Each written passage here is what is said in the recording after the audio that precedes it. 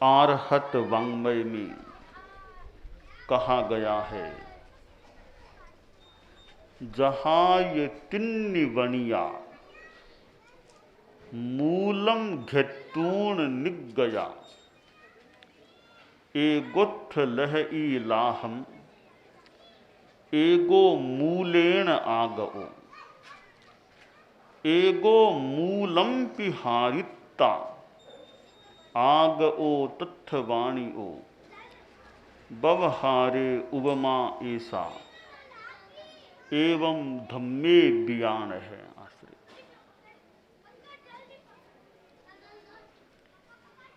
एक सेठ था, उसके 3 पुत्र थे। पुत्रों का लालन पालन करना, संतान का भरण पोषण करना माता पिता का फर्ज होता है। शिक्षित कराना भी यथासंभव कर्तव्य होता है। माता पिता ने तीनों का भरण पोषण का प्रयास किया, बड़े हो गए। एक दिन सेठ ने तीनों पुत्रों को बुलाकर कहा कि अब तुम्हारा विद्यार्थी काल संपन्न हो गया है और मैं अब कुछ निवृत्ति में जाना चाहता हूं। अब काम धंधा व्यापार का सक्रिय रूप में मैं ज़्यादा संभाल करना नहीं चाहता। ठीक है, पथ दर्शन पूछताछ वो कर सकता हूं, पर सक्रिय रूप में अब धंधे में रहना नहीं चाहता। अच्छा यही हो, तुम तीनों अब काम धंधे में लगो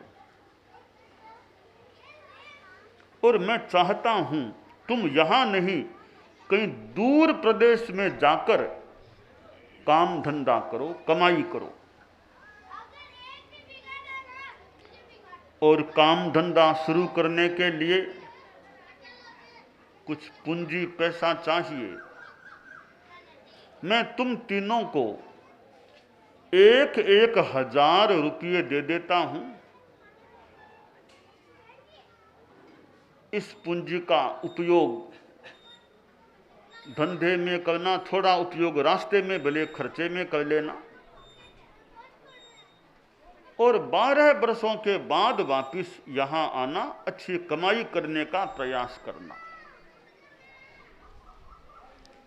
तीनों पुत्रों ने पिता के निर्देश को शिरोधार्य किया। 1,000 रुपये तीनों को मिल गए। तीनों रवाना हो गए। कुछ दूर एक शहर में पहुंचे। धंधे के लिए वह शहर उनको अच्छा लगा,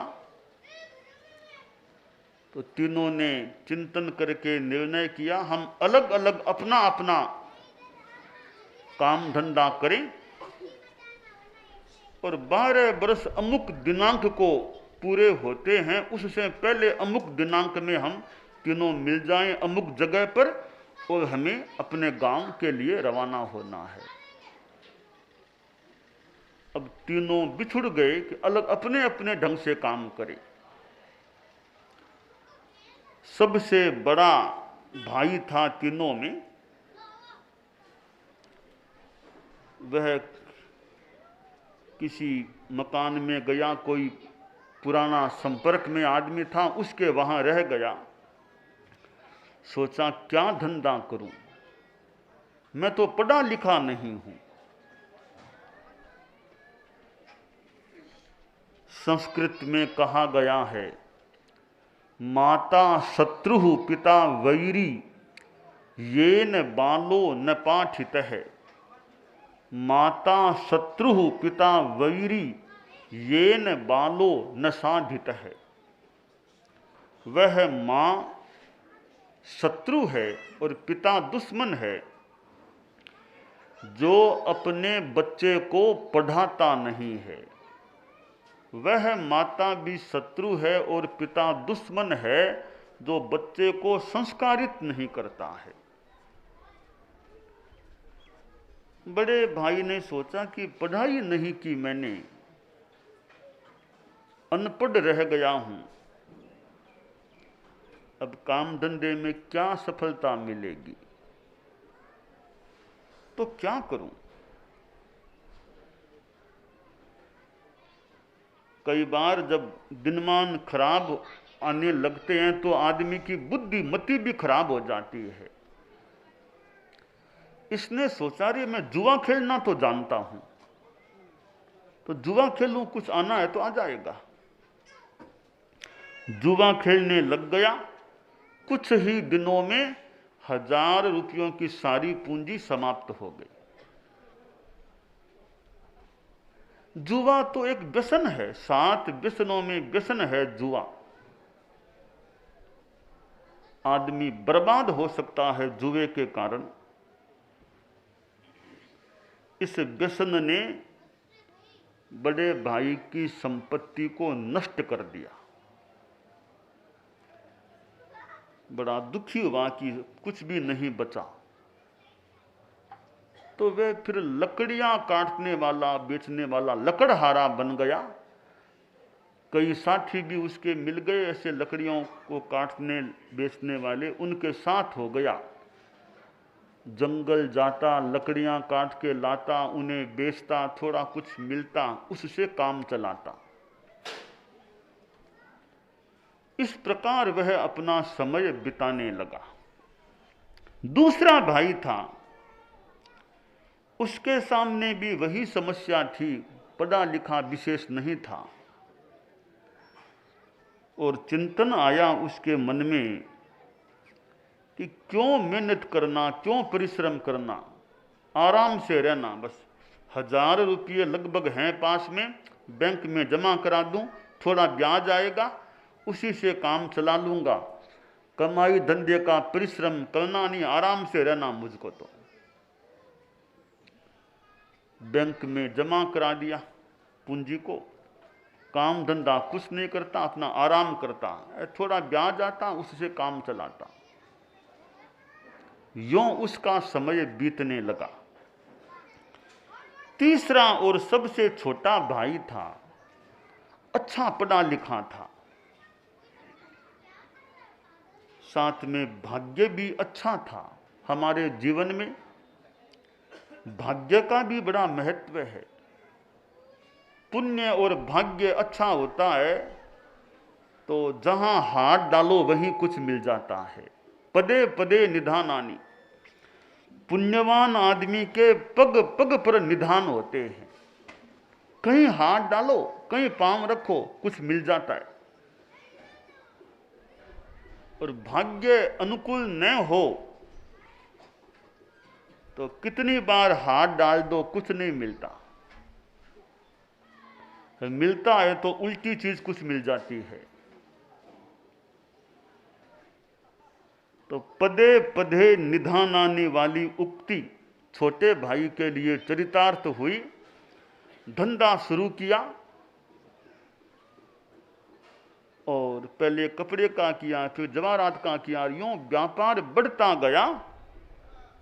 बस खूब उन्नति होने लगी।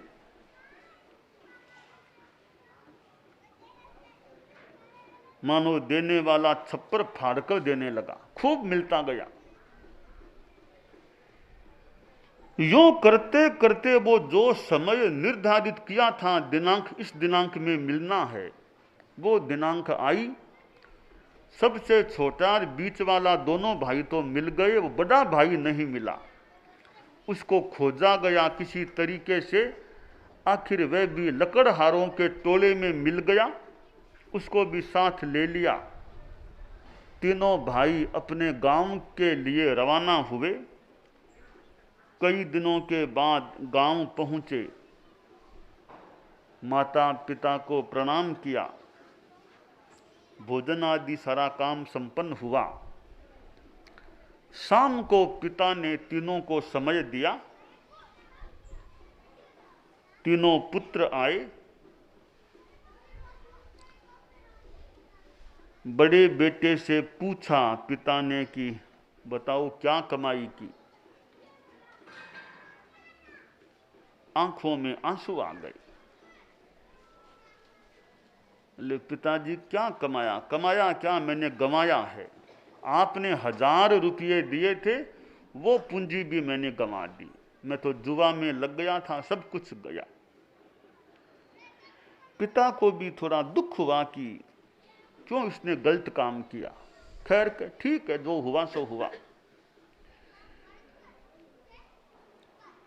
दूसरे बीच वाले पुत्र से पूछा बेटा क्या किया, क्या कमाया? बोला पिताश्री न कमाया न गंवाया। 1000 रुपये आपने दिए, ये आप संभाल लिए। मैंने इनको कम भी नहीं किया और बढ़ाया भी नहीं। बता दिया कि बैंक में जमा करा दिए थे, ब्याज से काम चलाया था।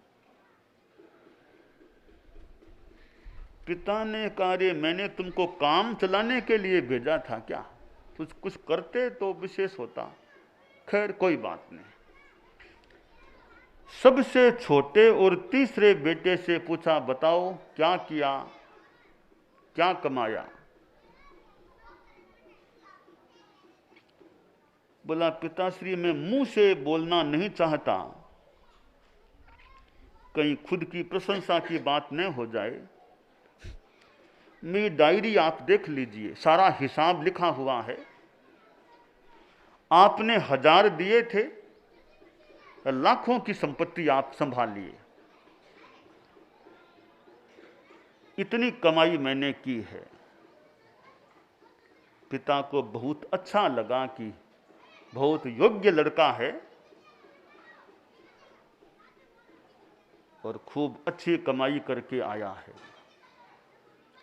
अब सांसारिक दृष्टि से देखें तो पिता को सबसे बढ़िया बेटा कौन सा लगेगा? जो कमाई करके लाया वो बढ़िया लगी, बहुत अच्छी कमाई करके लाया है। इस बात को धर्म की दृष्टि से भी बताया गया है कि जैसे व्यापार और संसार की दृष्टि से वो सबसे छोटा बेटा ज्यादा अच्छा है पिता के लिए, परिवार के लिए, इसी प्रकार मनुष्य भी 3 प्रकार के होते हैं। हमारे पास यह मनुष्य जीवन की पूंजी है। कुछ मनुष्य ऐसे होते हैं इस पूंजी को खो देते हैं, यानी वे पाप आचरण करते हैं। हिंसा, खूब परिग्रह आसक्ति, मांस खाने में खूब आसक्ति रखना, रस लेना, पंचेंद्रिय प्राणियों को मार देना, हत्याएं कर देना, और छल कपट, धोखाधड़ी, घोटाला, झूठ बोलना, ऐसे काम करते हैं। तोल माप में गड़बड़ियां करते हैं। ऐसे आचरण करने वाले आदमी मरकर के नरक या तिर्यंच गति में पैदा हो जाते हैं, पशु आदि की योनि में जा सकते हैं। यानी जो मनुष्य जीवन की पूंजी मिली थी उसको खोकर के नीचे चले गए, वे बड़े भाई के समान हैं। कुछ मनुष्य ऐसे होते हैं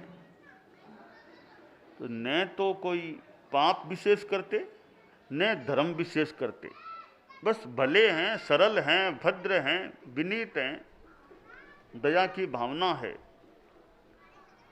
परंतु कोई त्याग तपस्या करना, श्रावक बनना, साधु बनना, ऐसा कुछ धर्म में ऐसी रुचि नहीं।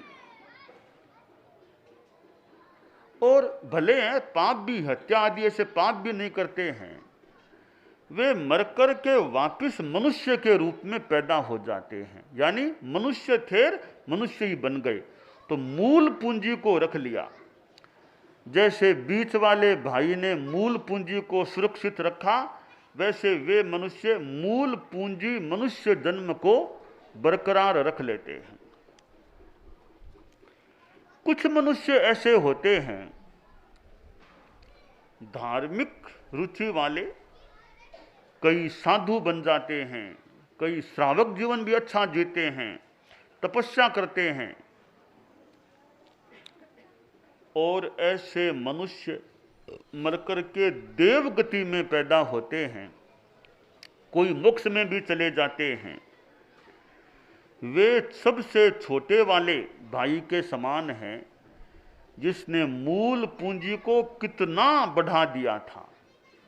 तो मनुष्य थे, मरकर के देवगति में गए या मोक्ष में गए, तो मूल पूंजी को कितना बढ़ा दिया। हमें ध्यान यह देना चाहिए, तीनों भाइयों में से हम किसके समान हैं?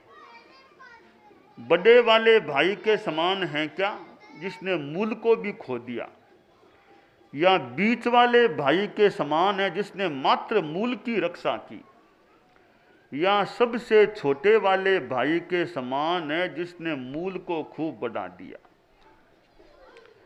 बड़े वाले भाई के समान तो नहीं बनना चाहिए,